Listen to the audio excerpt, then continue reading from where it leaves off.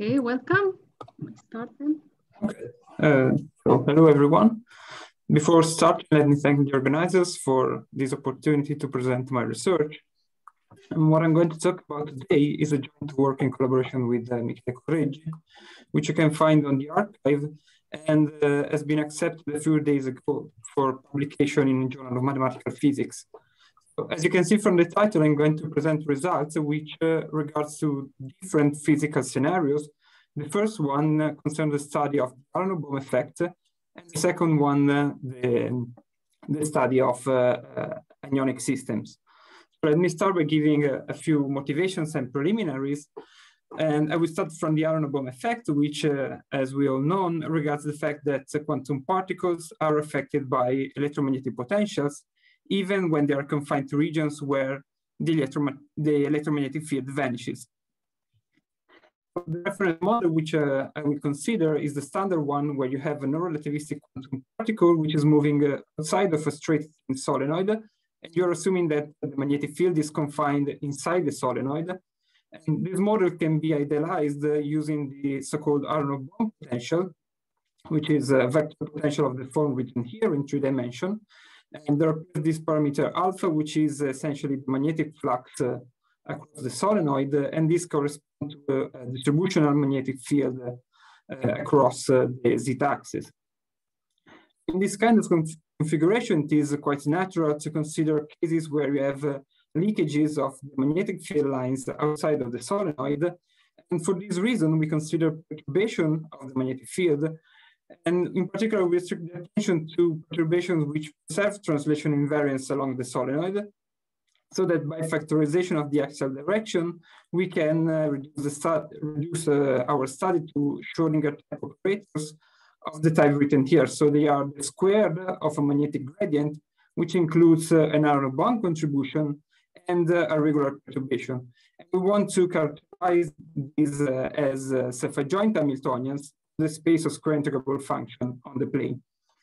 Now, the second physical scenario, which our results apply, is that of anyons. There were already some talks in the last days about this topic. And let me just recall that anyons are identical particles which arise in 2 dimensions, which generically obey so-called fractional statistics, which means that under permutation of the coordinates of the particles, you gain a phase.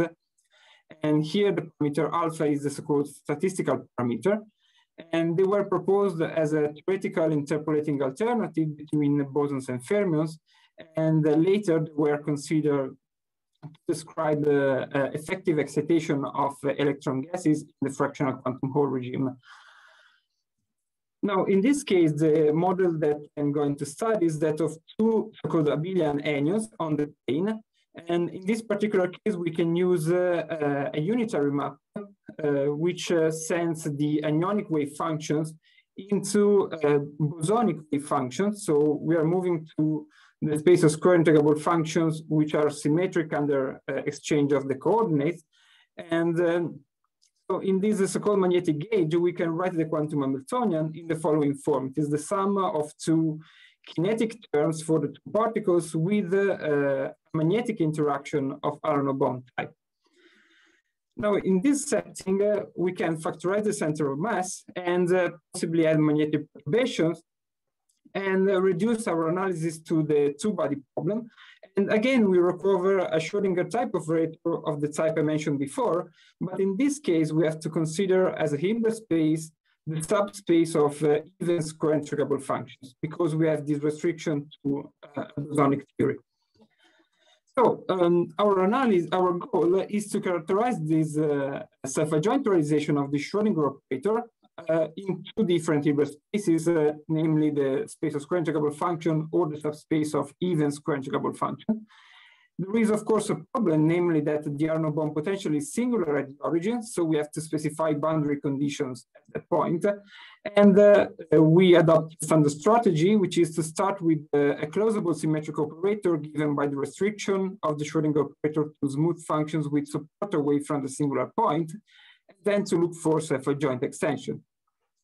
Now, in the case where you have no magnetic perturbation, namely S equal to 0, Adami and Theta were the first to characterize all admissible self-adjoint extensions in L2, and their construction relied on the fact that when you have no perturbation, you have a rotational symmetry, and you can perform an explicit analysis and construct by von Neumann theory the self-adjoint extensions using the explicit expressions for the defect functions.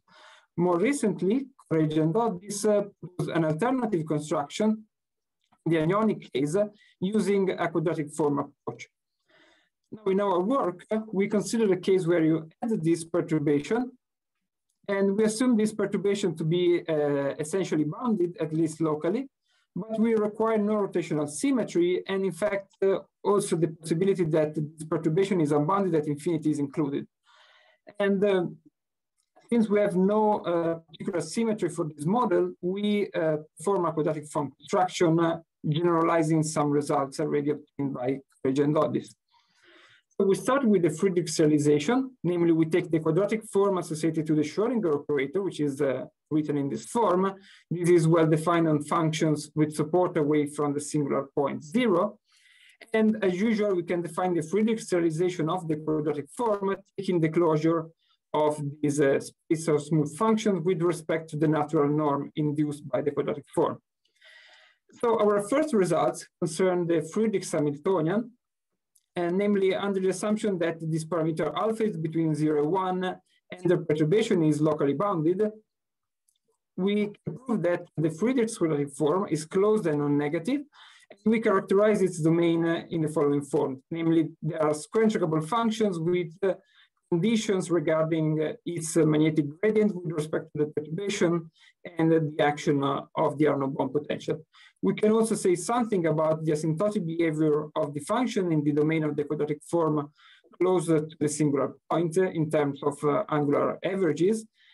And we can then construct the self-adjoint operator associated to this non-negative and closed quadratic form, namely saying that its domain consists of functions which belong to the Friedrich's form domain, with the additional restriction that the action of the Schrodinger operator remains in L2. Now we want to look for other self-adjoint extensions of the Schrodinger operator. And to do this, we try to enlarge the domain of definition. So the standard approach would be to take functions which are given by the sum of a regular part, which belongs to the Friedrich Hamiltonian domain, and add a singular perturbation which is proportional to the green function for the Schrodinger operator. Now in our set, we have, however, an abstraction, namely that since we have this perturbation, we cannot in general compute explicitly the defect function.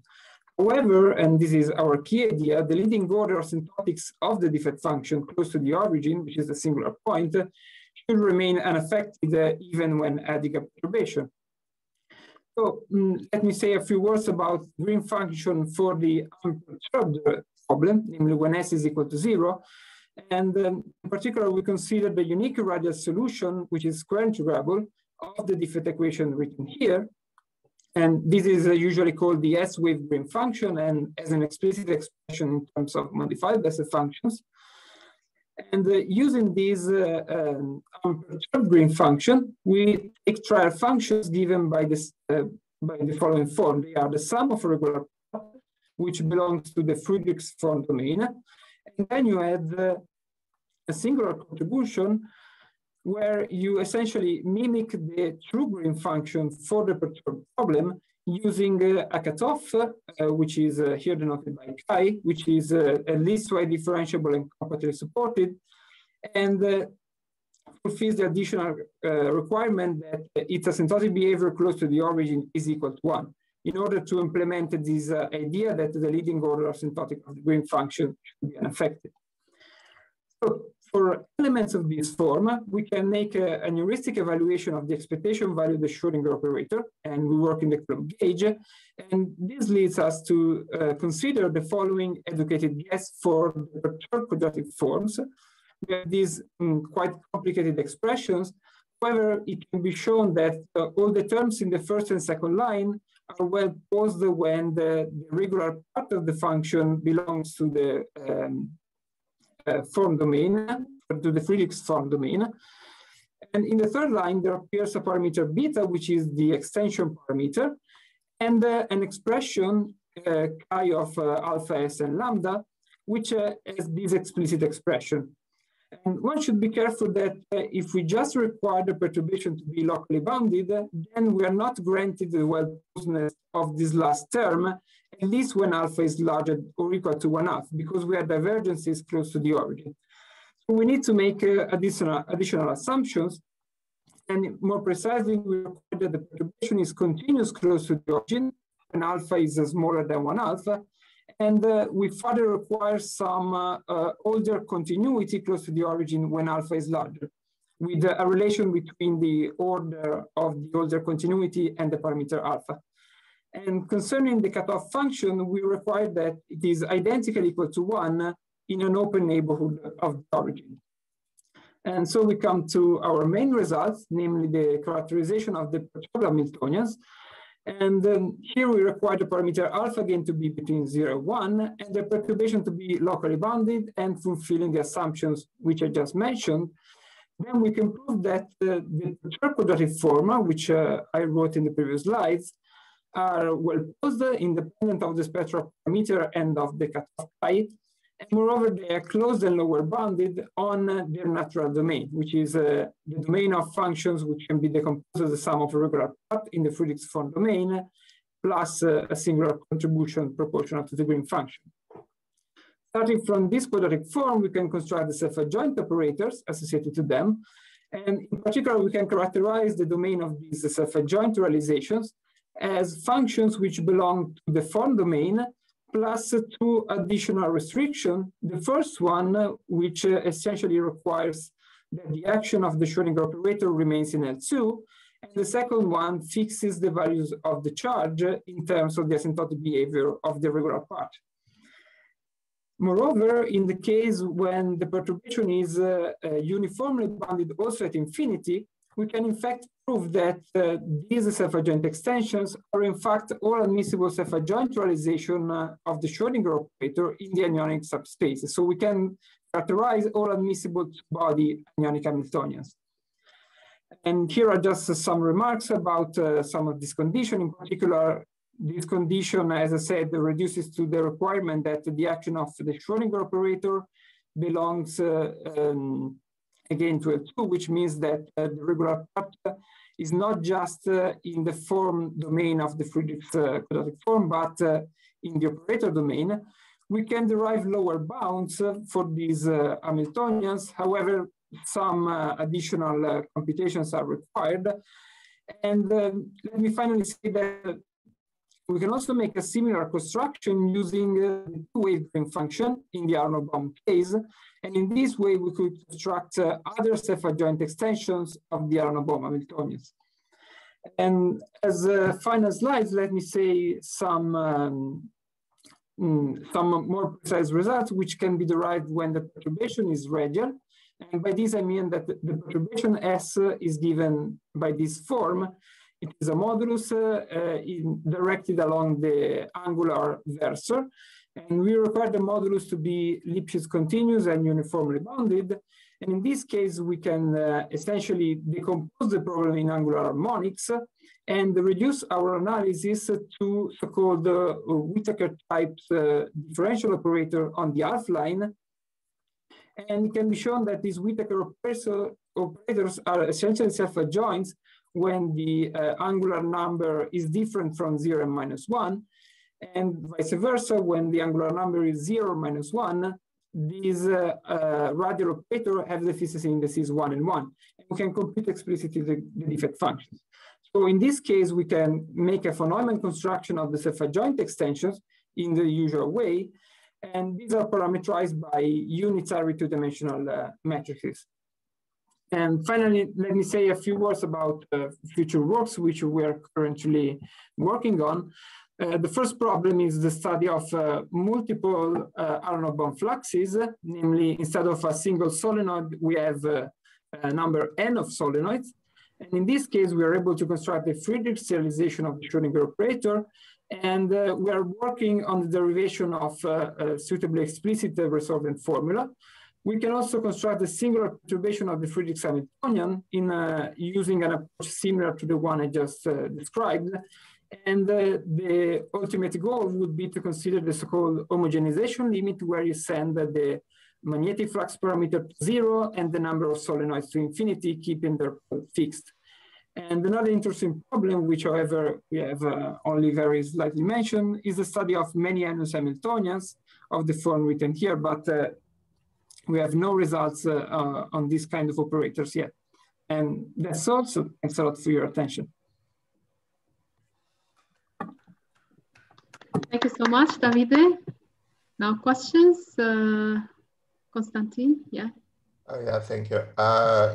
Just maybe I missed the point, but in your characterization of the self-adjoint extensions, you do not use the boundary condition. I mean, can you characterize the self-adjoint extensions purely with boundary conditions, or do you really need this decomposition into real and or I mean regular and singular parts? Okay. In the end, we recovered these boundary conditions. Yeah, but anyway, it is preceded by very, I mean, it's, can one do it directly with boundary conditions without special decompositions or?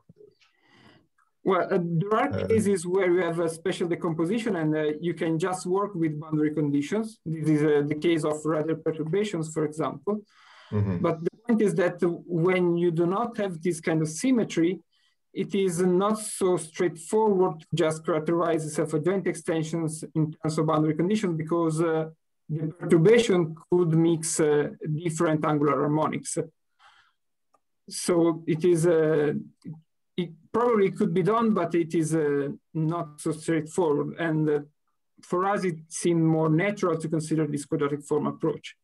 Yeah, but my impression is that at the end you only impose some condition on the radial component, not to the other ones. I just wrote a boundary condition for the radial component because I'm considering singular perturbations which use the green function for the radial problem. Okay. Yeah. But as I said, you could also use what's called two-wave green function, which is the green function for the angular number -1. And then you would have a different family of self-adjoint extensions. And in fact, you will also have cases mixing the two angular harmonics. Yeah.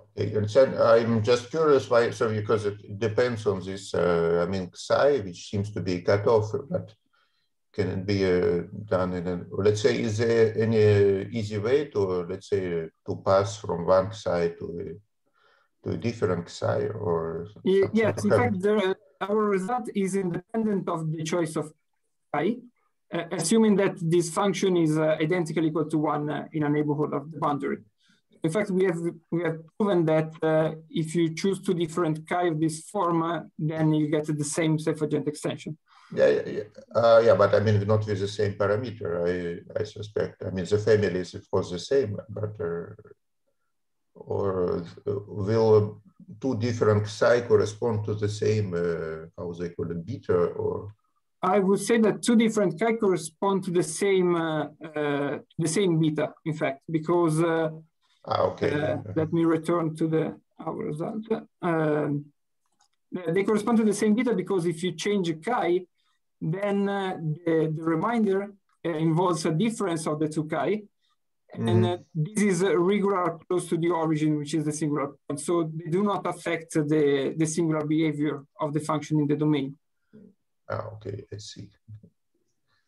Thank you. Thank you.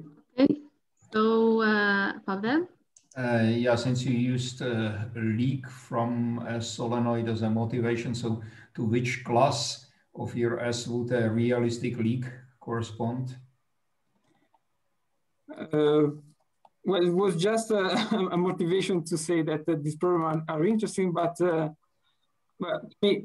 I mean, to me, it's quite natural to say that the typical Aharonov-Bohm setting is just an idealization where you have this infinite solenoid with field lines confined inside of it. But in general, your solenoid is going to be finite size, and and the field is not perfectly confined inside the solenoid. So there could be situations where you have magnetic lines outside of the solenoid. And of course, here I'm making an assumption that these perturbations are still translation invariants, which is, of course, that's natural, but otherwise, okay, yeah. You mean if you have perturbations which are not translation invariants? Whether it's the simple one, the bounded one, or would you expect in a realistic situation something more singular? Well, I don't know, but I don't think so. Well, you could have some singularities inside of the perturbation, but in that case, our construction does not apply directly. Because if you had singularity in the perturbation, then you're going to change the green function, possibly also at the leading order. So our construction does not apply directly. Okay, thanks. Okay, thank you, Davide. Unfortunately, we can't take more questions since now it's Domenico Monaco time. So now, morning. Domenico, good morning. Hi. Sapienza, University of Rome. A talk titled Delocalized Wannier Functions for Quantum Hall Systems. Morning. Morning. So thanks for the introduction. Can you see the slides and possibly also the mouse? Can you hear me? Yes, yes, we can see and read. Okay, thank you. Thanks again for the introduction and for the opportunity to present these results that I obtained with a number of collaborators. Their names will appear at some point in the slides. They concern the construction of localized or respectively delocalized Vanier functions in quantum Hall systems. So we have already heard this phenomenon explained a bit in these past days. So I'll be brief about it. It's a phenomenon which appears in two-dimensional materials subjected to a perpendicular magnetic field and which are also probed with a current. The system responds then by a transverse current. And the peculiarity, the quantum nature of this phenomenon is the fact that in appropriate units, the conductivity of this transverse current appears to be quantized. And it has been explained that this integer that appears here in the formula for the conductivity has a topological nature and is related to what is called the Chern number. So this is a paradigmatic example of topological quantum transport, which has also been recently promoted to a class of materials called Chern insulators, which essentially do not require this magnetic field, but only time reversal invariance to be broken. The other main character of this talk will be Vanier functions. So what are Vanier functions? Vanier functions are a finite set of orbitals, which together with their crystalline shifts, so their translation via the lattice translations, span the space of occupied states whose topology enters in the definition of the Chern numbers that I had on the previous slide. And in particular, these Vanier functions, when they are spatially localized, so when they decay particularly fast at infinity, they are useful for a number of properties in the study of crystalline systems, especially from a numerical point of view. So the aim of this talk is to describe a bit what is the relation between this localization of Vanier functions of orbitals and topological transport. And in particular, we will try to answer the question of how can Vanier functions be localized in such topologically non-trivial systems. Okay, so the first result that I would like to present is summarized in this slide. So we consider a system of dimension less than or equal than 3.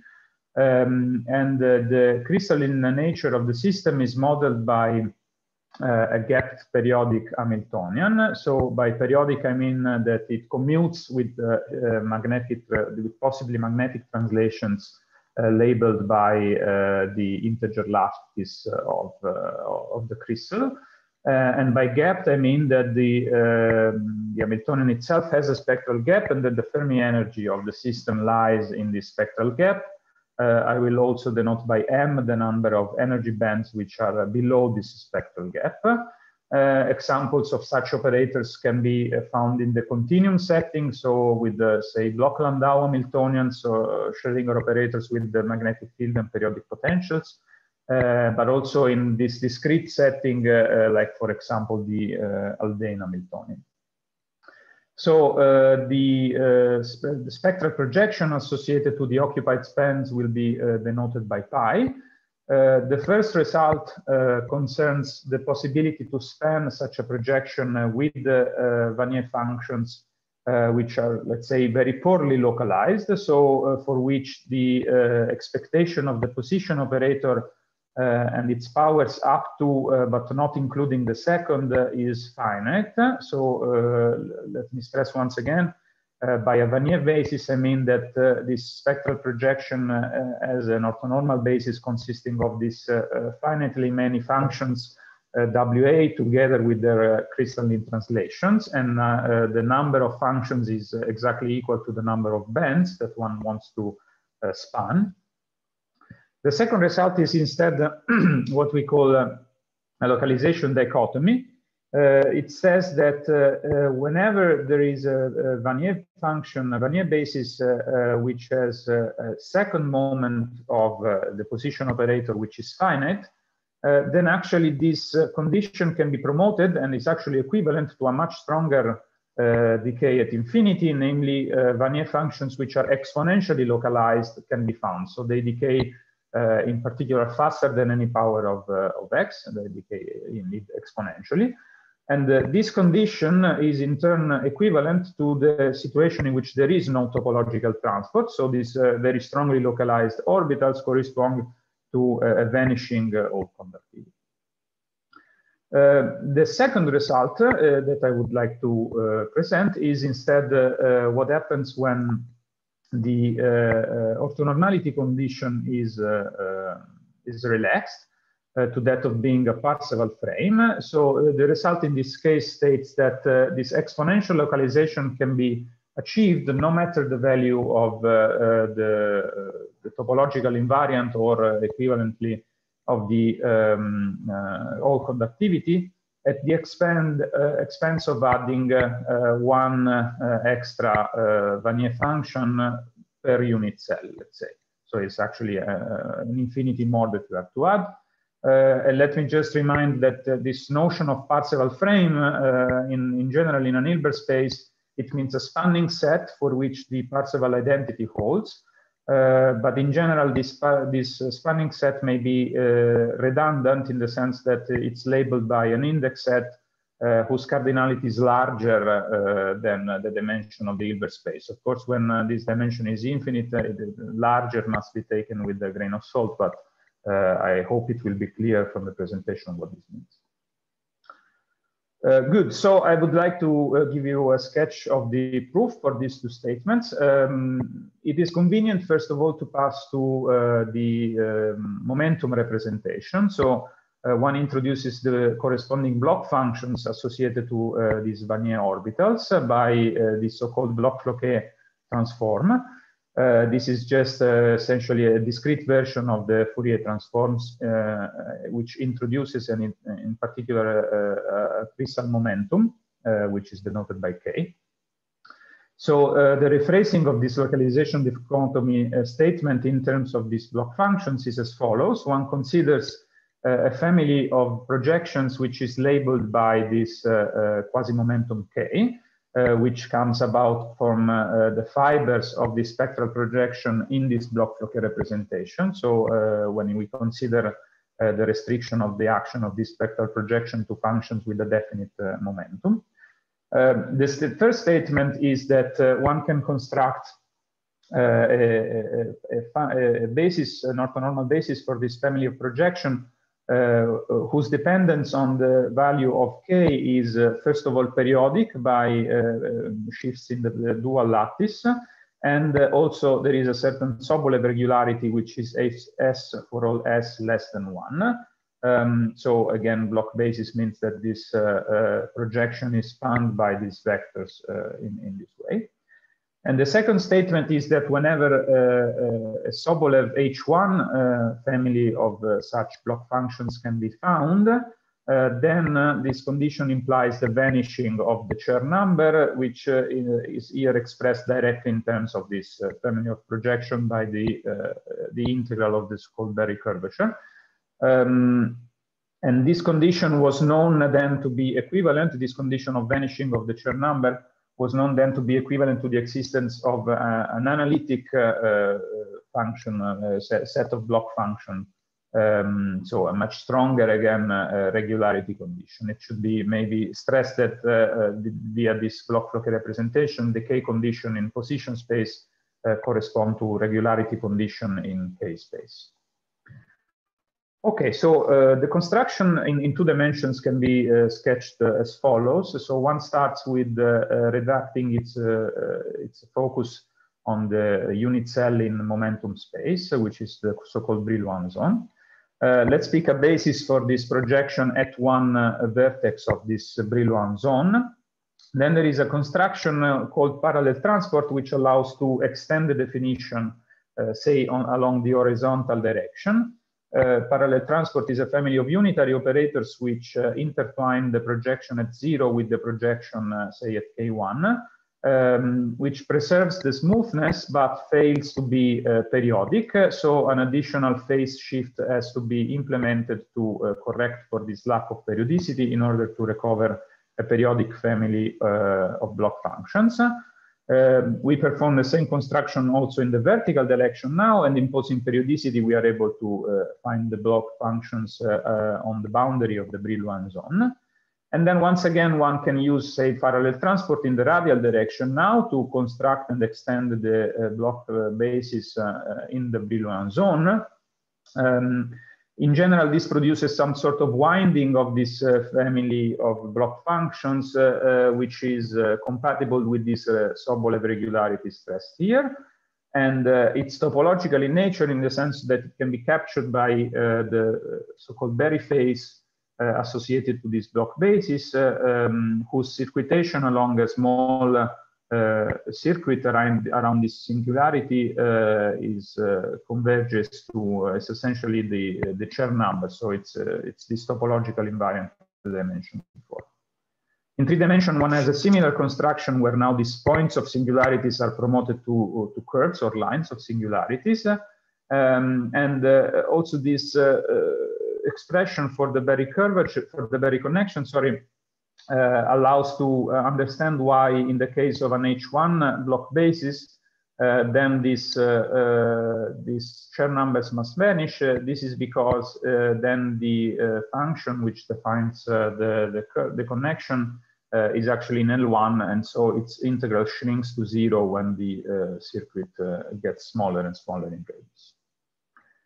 Okay, so this accounts for the first result. Is there maybe a question? I've heard. No? Okay. So instead for the second result, once again, it's a result which achieves exponential localization of Vanier functions, which in this case means analytic block functions for the family of projections P of K. If we relax the orthonormality condition to that of being a parseval frame, so once again, now this projection will be spanned not by M, the number of bands, but rather by M+1 functions, which will then be not orthonormal, of course, but will be always a generating set for which the parseval identity holds. The construction here is more or less similar in the sense that we perform this modified parallel transport in the vertical direction now, and we use the unmodified, so the standard parallel transport in the horizontal direction instead. As I said, this in general will produce a lack of periodicity in the in the direction, in the horizontal direction when we move this basis y1 period. However, the basis that we obtain here will be unitarily related to the basis constructed at, say, k1 equals 0. This is because they span, of course, the same projections. And a number of properties that is interesting to collect about this unitary matrix, which matches these two family of block functions, is that essentially it can be deformed to a unitary matrix of a special form in which the only non-trivial component, let's say, it's determinant in the first diagonal position, whose winding coincides with the topological invariant given by the Chern number. Then this deformation allows to concentrate all the topology, let's say all the topological constraint in just one vector in this family of block functions. And now the trick is to consider now the restriction to just this one non-periodic vector, the subprojection on this non-periodic vector, and to double the space by adding to it essentially a complex conjugate copy of the same projection evaluated now at minus k. This is a rank 2 projection, but the extension, this second leg, is added in a way to make the Chern number vanish for this Q projection now. So this will be spanned now by two well-defined periodic and analytic vectors. And we can project them back to the first leg of this doubled Hilbert space. In general, this will make orthonormality fail, but still the spanning property will be preserved in the sense of a Parseval frame. So it will be interesting going forward to look how other symmetries like time reversal interact with this localization dichotomy. In particular, time reversal system have a richer topology characterized by so-called Z2 invariants. So it will be interesting to see how this, the presence of these Z2 invariants influences the dichotomy that I presented. And also this technique is sort of inductive in the dimension. So it would be interesting to see higher dimensional generalization, especially with the emergence again of a richer topology given by a second Chern class in dimension 4. Okay, this is prospective work. So I leave you with a list of references, and I thank you for your attention. Thank you so much, Domenico. Now questions? Okay, Horia. Well, I have very pedantic question. I enjoy asking you things like that all the time, Domenico. Okay. So when you define the block Floquet unitary, is it really block Floquet or block Floquet Zach? It's the Zach form, because as you see, I also added an e to the I k dot x. Which is in general non-present in the standard block Floquet definition. I didn't want to make this very precise, but I mean, since you ask, the use of this simplifies a number of analytical properties in the study of, in particular, the relation of the original Hamiltonian imposition space to this family of operators in K space. There are a number of details which I sort of pushed under the rug, but yeah. In that case, I think this family is not really periodic. It won't be periodic, but it can be mapped to a periodic family by a sort of standard trick then. Yeah, this is one of the details that I that I ignored for the sake of presentation. Thanks for the question. Okay, so Douglas? Hello, thank you. I was just curious, do you have a physical motivation for the higher dimensional Hall effect, or is it purely mathematical? So let's say that there have been interest in certain topological effects in 4 dimensions in quotation marks, meaning that there are, let's say, systems in particular, say, I think of cold atoms or optical realizations of topological systems in which one can also produce syntactic dimensions. And so this is very vague. It's something that I would like to understand a bit more deeply. Yes, so there is a certain literature on this for the analogs for the quantum Hall effect, but I don't have much to report now, except that I suspect that a similar construction of partial frames and possibly even the study of delocalized Vanier functions can be performed also there. Thank you. Okay, so Horia again. Yeah, I mean, regarding Douglas's question, I think if you take a 3-dimensional system with like a conical intersection, I don't remember, iron metal or something like that, and then you have also the time dimension, like you made something to vary adiabatically. So the projection, the effective projection would be 4-dimensional more or less. Because of this time thing, and so the question is whether you can well, do something about it somehow. So I guess it's kind of a natural question. Yeah, it becomes a slightly different problem because, as you said, if you really think that the 4th dimension is time, and then I mean the analysis becomes that of a time-dependent Hamiltonian. Maybe you rather talk of Floquet. Limit, but the adiabatic. Yeah, exactly. You have to maybe do some adiabatic reduction beforehand. Yes. Okay, so let's be satisfied by this amount of questions. We don't want to Badreddine to be mad of us. So thank you again, Domenico. Thank you. And now Badreddine Benhellal, University of Pays Basque and University of Bordeaux, will be talking about the quantum confinement induced by Dirac operators with anomalous magnetic delta sphere interactions. Okay, Badreddine. Hi everyone, thanks Wafa for this introduction. Welcome. So I would also to thank all the organizers for giving me the opportunity to give this talk. I'm going to speak about the quantum confinement induced by Dirac operator with anomalous magnetic delta shell interaction. So like you see here, I mean, the title is like a summary of the talk. First, I will define the quantum confinement. I will recall after this the definition of the Dirac operator. I will also recall, I mean, a particular Dirac operator with delta shell interaction, and finally, I will be interested on this Dirac operator with anomalous magnetic delta shell interaction. So let's go.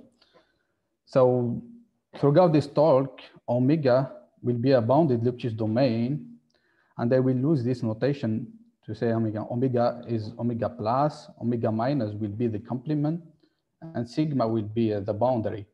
And also I will denote by n the outward boundary normal to omega plus.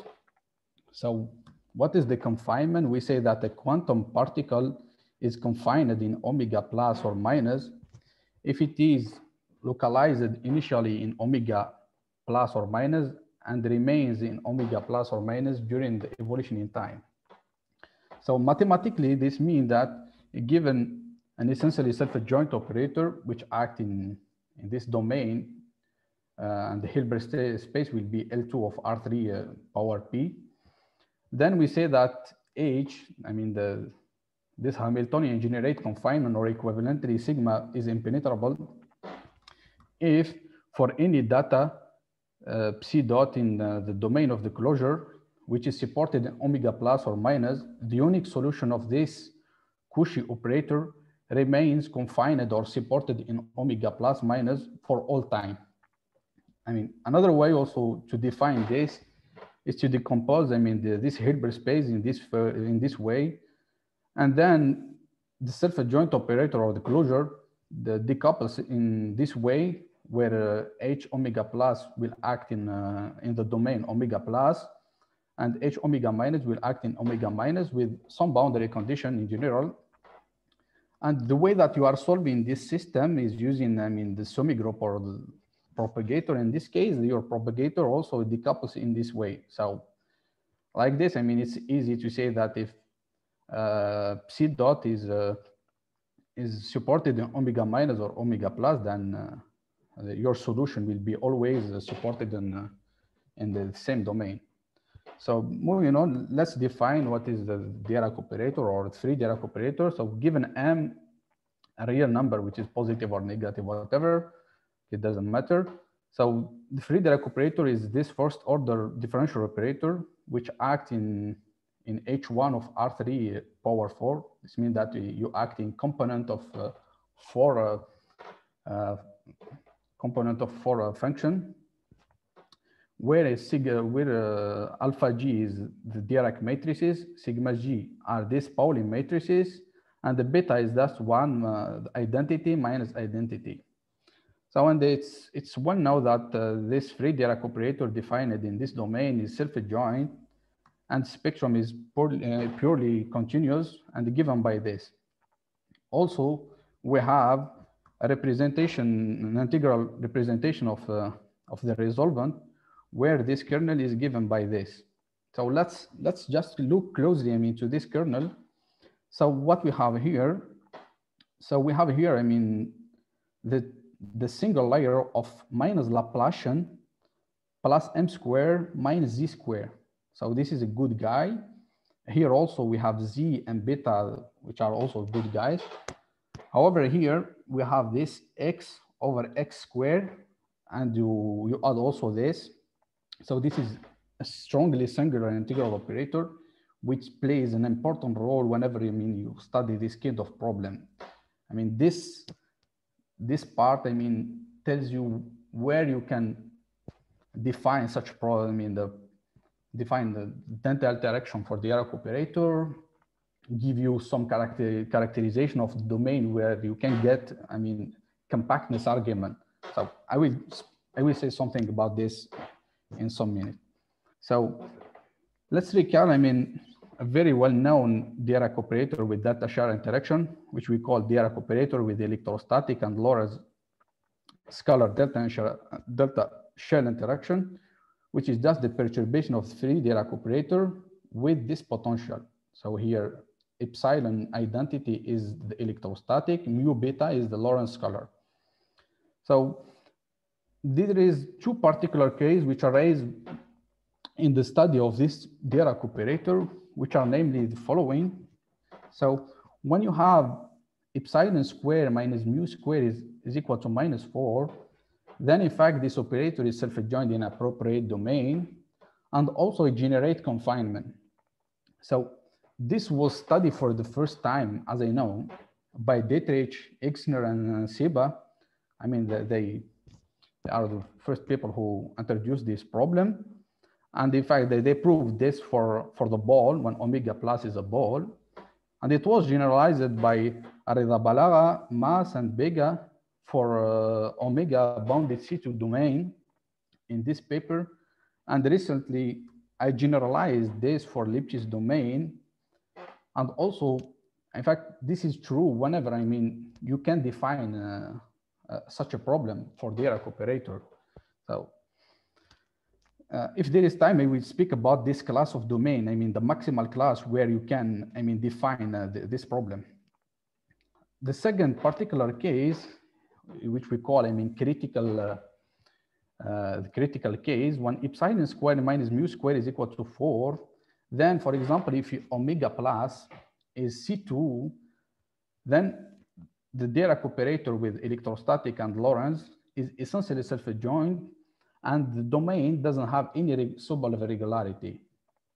This was proved by Ormier, Bonafo, and Bega in this paper, and also by Bernd and Hosman in this paper. So, well, I mean, people who are working in this problem, they will say that, in fact, this strategy and the strategy used here is not the same, but in fact, they are the same. It's not just the same language. If I have time, I will explain this. So now, I mean, I will present a model which has the particularity to combine, I mean, these two properties. So we will have, in fact, a confinement, and in the same time, will be in critical case. Okay, so before, let's recall some useful integral operator. So we define phi of z, which takes, data from L2 of the surface and send you to L2 of R3, the whole space, which is just this convolution type operator with with fundamental solution of H minus Z. Okay, and also we define the non-tangential limit of this operator when you take y in omega plus and minus, and you take the non-tangential limit, and C sigma, which is the Cauchy operator associated to such a problem, which is this singular integral operator. So following them, I make the link between these two operators. So what's the same? So we have that these two guys exist almost everywhere. They are bounded linear operator from L2 of sigma to L2 of sigma. And we have this useful property, which says that, in fact, when you take the non-tangential limit, then you have this jump formula. And in fact, the value that you get here belong to some hard space. And the hard space in question are given by the image of this Calderon projector. And this comes also from this formula, which is just an algebraic formula, but it is very, very useful. Whenever you see, for example, a work or a result which speak about minimization, optimization, or isoperimetric inequality for this type of problem, then you should to think about the sphere, for example, because here, this is just a direct sum, but in particular, if omega plus is the sphere, then these two spaces are orthogonal in geometric sense. So the angle between these two spaces is equal to P over 2. Okay, so now let's define, our operator, which is just the perturbation of the free Dirac operator with this potential. Okay, so this is what we call anomalous magnetic delta interaction. Okay, now to define the domain, given Z, which is not in the essential spectrum of free Dirac operator, we put lambda plus minus Z to be this operator. So we have this inverse. This one is the inverse of this. And here you have the Cauchy operator. Then HV will act in the sense of distribution like the free Dirac operator on this domain, and the potential is given by this. Okay, so let's look closely into this domain. So you have U in H1. So this comes from the free Dirac operator, and you have this G, which is in L2. And you have this kind of transmission condition, in fact. So in general, you need some assumption on the domain to define this rigorously. Okay, so here to take the trace, you need at least to be alpha regular. However, in this side, you have the singular integral operator, which should be, bounded in L2. And for this, you need what we call uniform rectifiability of the surface. Okay, so just stay on Lipschitz case. Okay, so also, when I was working on this, it turns out, that Cassano, Lotorchik, and Mas and Tusek was also working on this problem in the 2-dimension. Okay, so, and they proved that, in fact, this potential can be approximated by regular shrinking potential of magnetic type. And therefore, they justified that V is a magnetic delta channel interaction, which for me, I didn't do this. So I just take the model and prove the theorems. But in this paper, those people, they did it rigorously, and they proved that, in fact, it is a magnetic delta channel interaction. So I would also, to recall this theorem of Arida Balaga, Mass, and Bega, which says that, in fact, when you are in this situation, so we have the Dirac operator which act in this domain, then if lambda plus is Fredholm, then you are self-adjoint in this domain. This is very, very, very powerful theorem. I mean, to prove some result in Lipschitz case and beyond the Lipschitz class, okay? So there we have the theorem in the non-critical case. So assume that omega is Lipschitz and the normal is in VMO. VMO means that the normal has vanishing mean oscillation. Okay, I will comment about this condition in a few minutes. So if you are not critical, then the Dirac operator is self-adjoint and the domain is included in H1 half. Moreover, if you assume some regularity of the boundary of this domain, for example, if you are C1 gamma with gamma smaller or equal to 1/2, then you have this this subalv regularity. In particular, if gamma is strictly bigger than 1/2, then you are in H1. Okay, so this is for so let's speak about this assumption here. In fact, if one apply the result of this result, for example, so we will multiply lambda plus with lambda minus, and we get this kind of operator. Okay, so this assumption that the normal is in VMO is equivalent to say that these two guys are compact. So, and then with some characterization of Fredholm operator, you will get that lambda plus is compact. Now, to get this regularity result, you need to work on the regularity of this anti-commutator and commutator. And usually if you are, for example, C1 gamma, then this anti-commutator will be bounded from L2 to some HS with S strictly smaller than gamma. Okay, so this is the non-critical case. Let's see what happened in the critical case, which is the most interesting, case. So in this case, in fact, you need to be C2. The domain should be C2. You cannot do it for a domain, which is less regular. So like I said, in fact, in this case, the Dirac operator is essentially self-adjoint and generate, and it generates confinement, and you have this decomposition where the domain of this operator are given by this. And here you have this condition which should be held in H minus 1/2, and P plus minus of V is just the projector. Here, the particular case here is that H omega plus is the so-called Dirac operator with zigzag boundary condition. Okay, this is very well known. But in fact, in this particular case, the study of self-adjointness of this operator is very, very simple comparing to the other Dirac operator. Because if you compute, in fact, the quadratic form of the square of this operator, it is very, very simple. And it is also a lower semi-bounded.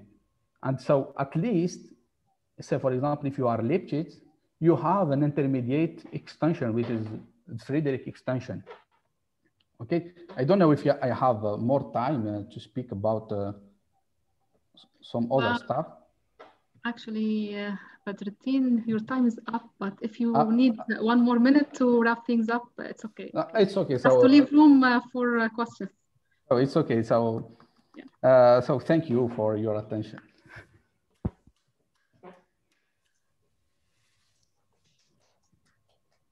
Okay, thank you so much, Badreddine. And a question from Konstantin. So in fact, I just missed the point.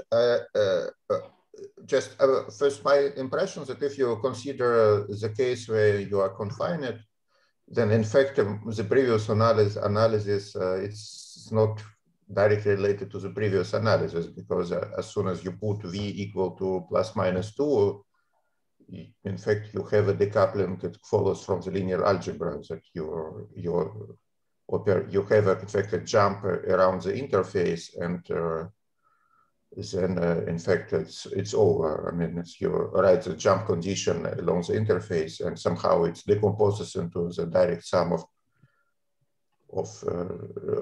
but okay. In fact, my question is, I missed the point. What were the assumptions on the boundary? In fact, just because it was not clear.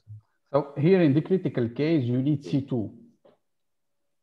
Really, and in the non-critical case.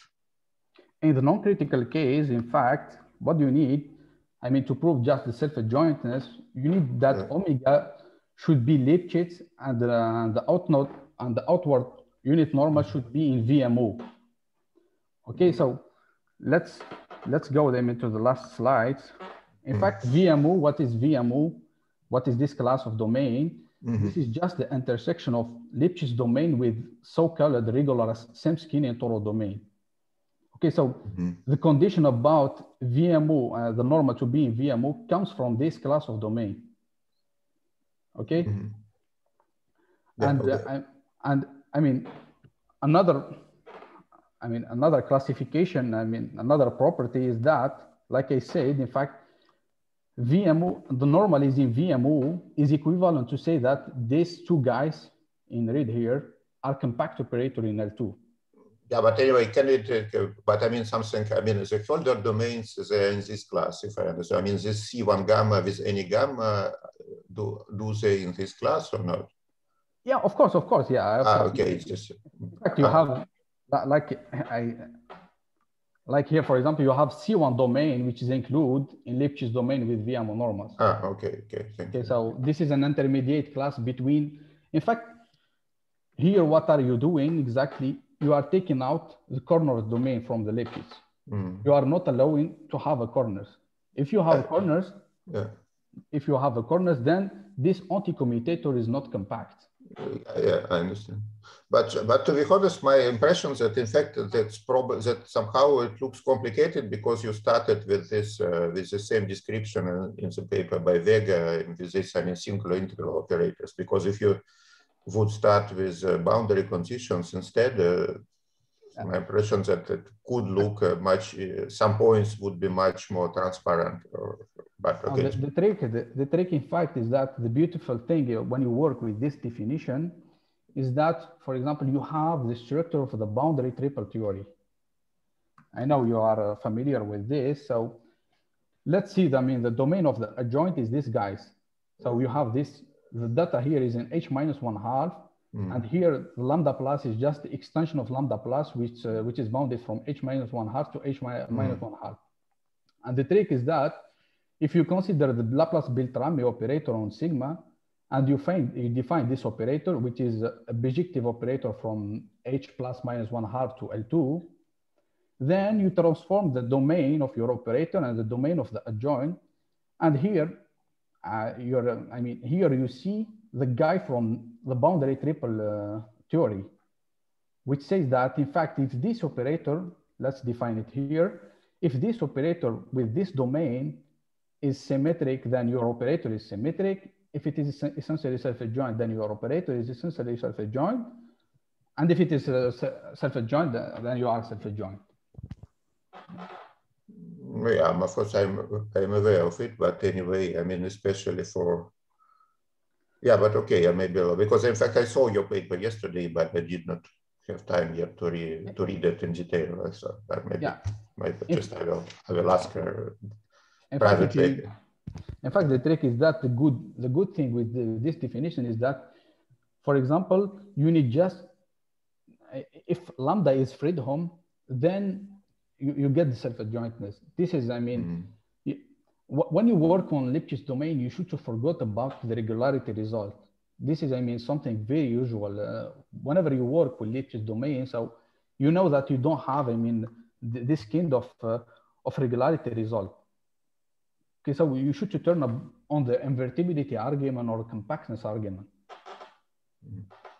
Okay, thank you. Maybe if I will try to, if I manage to read the text, maybe I will ask some questions directly. Yes. Thank you, Konstantin. More questions? So apparently no more questions. Thank you, Badreddine, again. Thank you. And let's move on to Léo Morin, Université de Rennes, Spectral Asymptotics for the Semiclassical Bochner Laplacian. Léo? Okay. Yes. You're ready? Thank you. Hi. You can see my screen? Yes. Yes, everything's fine. Here. Okay, so first I would like to thank the organizers for giving me the opportunity to talk today. And indeed, I will talk about the semiclassical Bochner Laplacian. Here is the plan of my talk. So after a short introduction, I will introduce you to the Bochner Laplacian. And finally, I will give some new spectral asymptotics in the semiclassical limit for this operator. So in this talk, we consider a compact Riemannian manifold, M. Actually, M could have a boundary, in which case we would deal with Dirichlet boundary conditions. And on this Riemannian manifold, we are given a magnetic field, which is a two-form on M, a closed two-form, and the equation dB equals to 0 is just is nothing else than the Maxwell equation. And the question we ask is how to describe a quantum particle on M in the magnetic field B.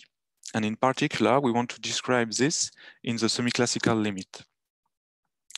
So first, in the special case of exact magnetic fields, B can be written as dA, where A is a given one form on M.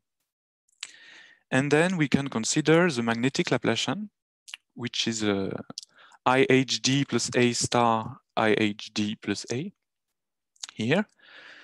It is a self-adjoint operator on L2 with domain H2.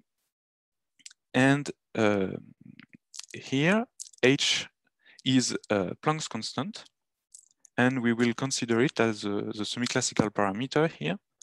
So it will go to 0. And if we rewrite this operator as here, we see that the semiclassical limit is equivalent to the large magnetic field limit. Okay, so now the question is, what do we do with non-exact magnetic fields? So non-exact magnetic fields are described in the following way. First, we take on M a Hermitian line bundle, complex line bundle, L, and we consider a connection, a Hermitian connection, nabla, on L. So nabla is just the generalization of the exterior derivative to L-valued forms. So nabla takes an L-valued K form and gives an L-valued K plus 1 form. And in this context, the Bochner Laplacian is just nabla star nabla.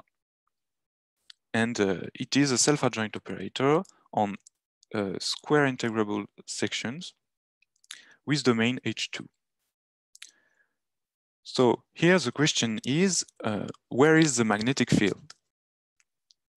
Actually, there is a very classical result in complex geometry that given a connection nabla, there is a real valued 2 form, B, such that the square of nabla acts as a multiplication by IB.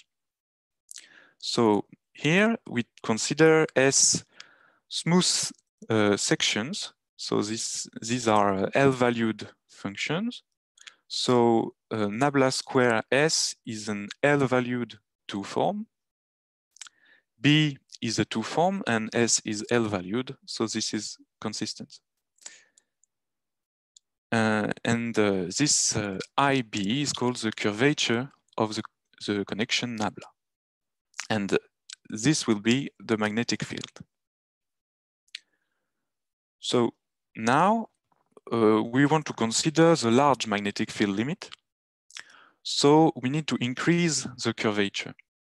So let me explain how we do this. Given a line bundle L with connection nabla and curvature IB, we can construct a new connection on the line bundle LP, which is a tensor power of L. And this new connection has curvature IPB. So here you see that the limit P goes to infinity is a large magnetic field limit. And so it can be interpreted as a semi-classical limit. Thus, we define the semi-classical Bochner Laplacian, so delta P, as nabla P star nabla P. Okay, so a few remarks now.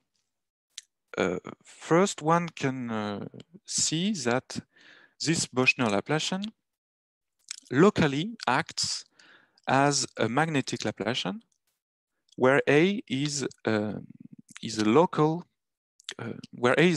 primitive of the magnetic field B. So in this sense, this is a good generalization of the magnetic Laplacian to non-exact magnetic fields.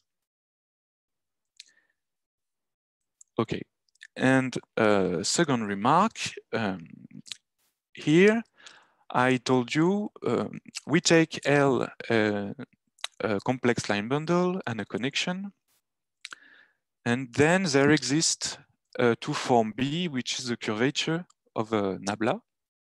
So the natural question is, if I am given first a magnetic field, so a two form B, can I find a line bundle and a connection with curvature B?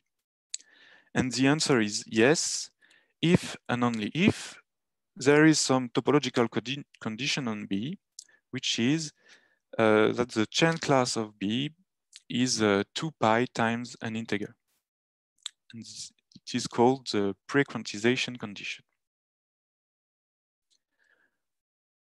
Okay, so now let me state results on the asymptotic result on the eigenvalues of this operator in the semi-classical limit.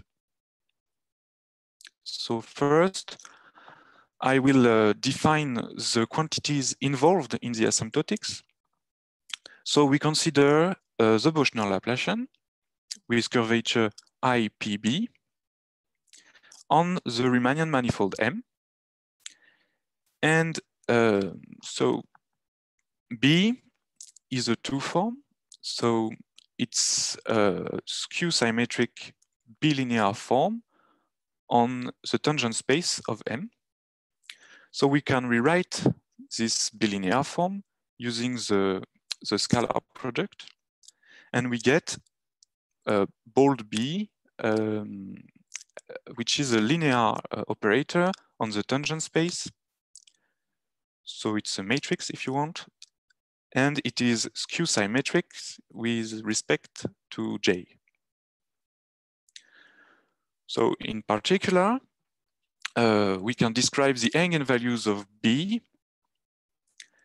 So there is 0 maybe if B is not invertible, and then the other eigenvalues are plus and minus I beta J for some positive number beta J. So here I'm just saying that the skew symmetric operator has eigenvalues on the imaginary axis. Okay, and then the magnetic intensity is defined as the sum of all the BJs. So B here is a scalar valued function on M, which is continuous. One can show this, and it will play the role of an effective symbol for the operator delta. Okay, now let me give the assumptions of my theorem. So it's assumptions on B, on the magnetic intensity. So here I consider discrete magnetic wells. So the magnetic intensity B admits a unique and non-degenerate minimum at some point x0 in M. And we assume that the minimal value B0 is positive. So we deal with non-vanishing magnetic fields. We also assume that the matrix B at x0 is invertible and that its eigenvalues are simple. So which means that the beta j's are pairwise distinct. Actually, we could relax these assumptions much more, but here I will focus on this special case. And finally, I will denote R0, which will appear in the asymptotics. So this is a non-resonance order. So you see, it's the minimal length of multi-integers such that there is a resonance relation between the beta j's. So in the following, you should think R0 as large, which is generic, which is what happened in a generical case. Okay, so now I can state the main result of my talk. So this theorem states that the eigenvalues of the Bochner Laplacian here are described by the eigenvalues of an effective operator modulo some small remainder as p goes to infinity. And the effective operator, so it's a direct sum of operators. And these operators are h-bar pseudo-differential operators. And their principal symbols are of order h and given by h times the sum of 2nj plus 1 beta j. And here you see it's just beta j in new variables. Psi is just a change of variables. So psi is a diffeomorphism. Actually, psi is a symplectomorphism in some sense. So for instance, if you take n equal to 0 here, you see that we recover the sum of the beta j's, which is the magnetic intensity I defined just before here. So as I told you, the magnetic intensity appears as an effective symbol for the operator. And if you take other values of n, here you can recognize the eigenvalues of an harmonic oscillator, which is depending on x psi. So this describes some kind of an oscillation. So finally, let me state two corollaries of this result. First, we can deduce Veil law for the Bochner Laplacian. So for instance, we have the number of eigenvalues of the Bochner Laplacian below some threshold is given by an integral. And here again, you see that B for n equal to 0, for instance, you see that the function b acts as an effective symbol. And finally, we can also deduce some asymptotics on the eigenvalues. For instance, the first eigenvalues of the Bochner Laplacian admits an expansion in powers of square root of p. And moreover, we have some geometric interpretations of the coefficient, but I will not have enough time to detail this further. So I will stop here. Thank you. Thank you so much, Leo. Now questions?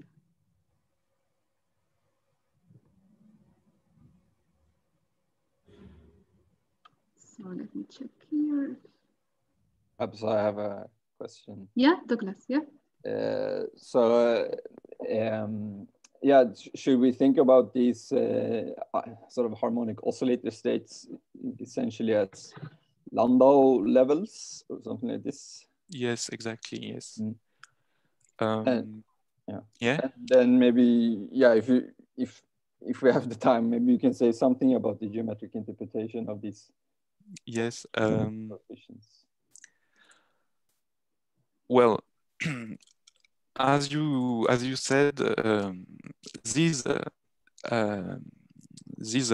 oscillators, these values correspond to Landau levels for the operator.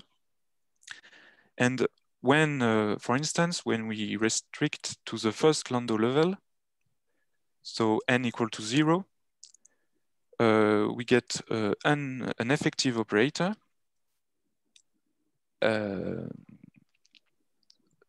Okay. And the first eigenvalues are given by the first eigenvalues of this operator, so NH0. And you see that okay, NH0 is its principal symbol is just the magnetic intensity B.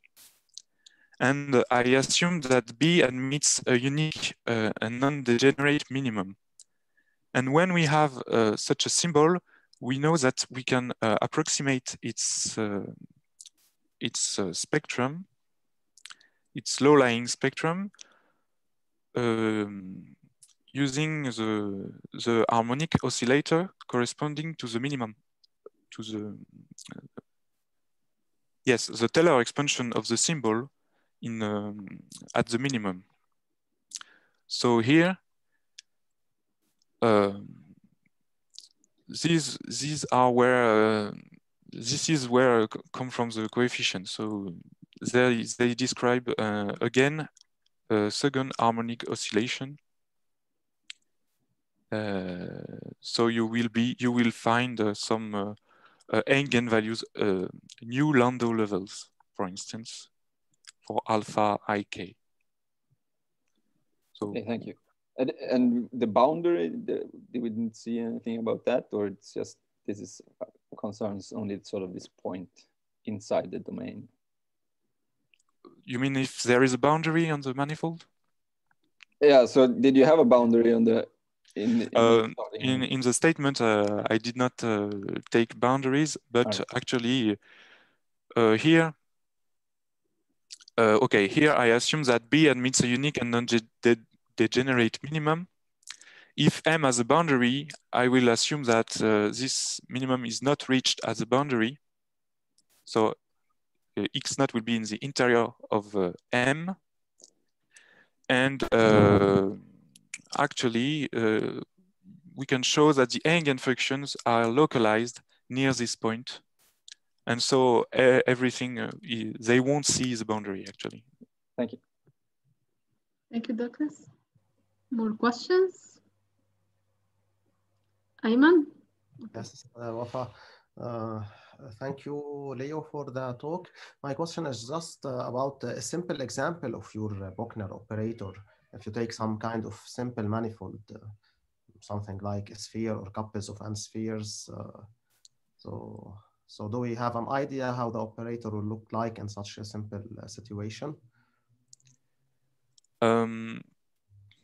Well, actually, this result deals with localizing magnetic field. So, well, in any case, we assume that the magnetic fields admits a well, and then the eigenfunctions will be localized in this well. So all will be local. All the eigenvalues will be described by local models. So the global geometry, in the end, the global geometry does not play a role in the first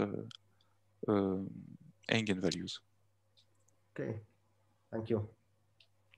Okay, so no more questions, apparently. So thank you, Leo, again, and all the speakers for today so far. Also, thank you everyone for listening. We'll stop now for a lunch break and we'll resume at 3 p.m. Beirut time with Emanuela Giacomelli, LMU Munich. Okay.